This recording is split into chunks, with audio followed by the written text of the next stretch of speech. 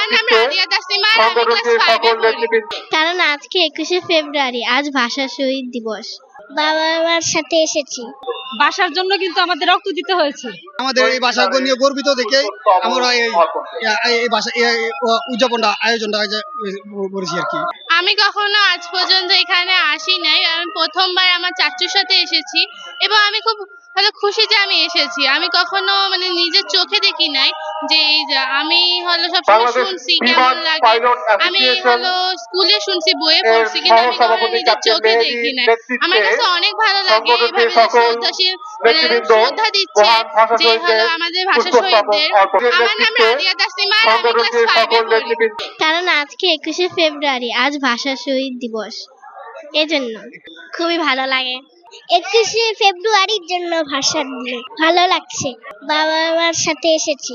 এটা আমাদের 21শে ফেব্রুয়ারি মাতৃভাষা দিবস, তাই আমাদের এই ভাষাকে নিয়ে গর্বিত দেখে আমরা এই ভাষা উদযাপনটা আয়োজনটা করেছি আর কি।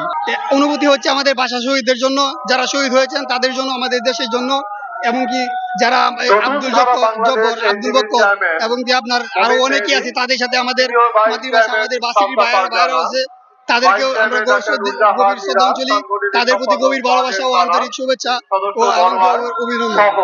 ভাষার জন্য কিন্তু আমাদের রক্ত দিতে হয়েছে। আমরা কিন্তু রক্ত দিয়ে এই ভাষা পেয়েছি। আমার এই দিনে ঘরে বসে থাকা যায় না।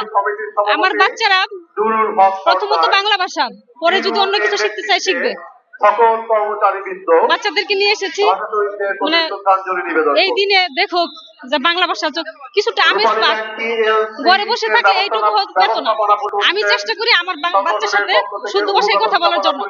বাংলা ভাষা তো প্রথমত বাংলা ভাষা শিখতে হবে, শুদ্ধ ভাষা চর্চা করতে হবে, তারপর আমাদের ইংরেজি ভাষা প্রয়োজন হয়, সেই ক্ষেত্রে ইংরেজি ভাষাটা শিখতে হবে, প্রয়োজনে শিখতে হবে, প্রয়োজনে বলতে হবে, কিন্তু প্রথমত বাংলা ভাষাকে প্রায়োরিটি দিতে হবে।